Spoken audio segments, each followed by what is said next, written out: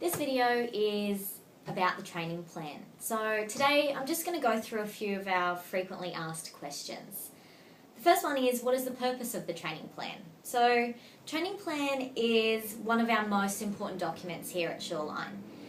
It is a plan which is agreed by yourself, the trainer, or our client services manager, and your employer. So this plan is set out to basically keep in track of how your qualification is going and by what time you're going to complete your qualification. The next question we get asked is, why do I need due dates? So these due dates are a guide. It is a plan on a rough guide on how your qualification will go. These aren't set in stone, but they are on a legal document.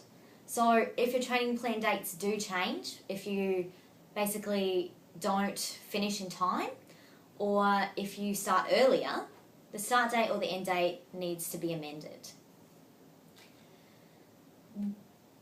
What if part of your qualification changes is the next question. So if part of the qualification changes, a new training plan is needed. Now, if you need to change your dates, you can just do this on one of our training journals. You don't need to do a brand new training plan. But if it is a unit, you do need to grab a whole new training plan, your employer, your client services manager or trainer, sit down again and you can all go through it and add in that extra unit and take out the one that you're not doing. Now, I'm going to go into a little bit about what's on the front of the training plan. So on the other side, we've got all of the units, start date, end date. On the other side of the training plan is all of that information, try to fit on one page, about what the training plan is and what it's there for. Now, you might notice on the front page that there is a part for apprenticeship centres. So why do they come up onto the training plan? So basically, we do a training plan for every single participant that completes qualification. But the training plan is really important for those people that are completing it through the existing worker traineeship.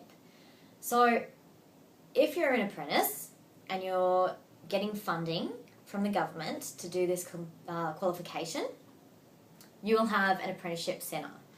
And basically, they are a government organisation that just deals with administration services and support for yourself and your employer, all of that Australian government contract stuff, basically. The next part is why you need to sign it if you're not an apprentice or trainee. Basically, we use the training plan to ensure all of our participants are constantly progressing. I feel it's an important document that will help you throughout your training, and this is why we use it for every participant. It's not a piece of paper that we get you to sign and put away to never be looked at again. This is your plan, so use it as your plan. Next, does your employer need to sign it and why? So if you are completing a government-funded qualification, all parties must sign the training plan. Your employer, the SRTO, which is us, and yourself.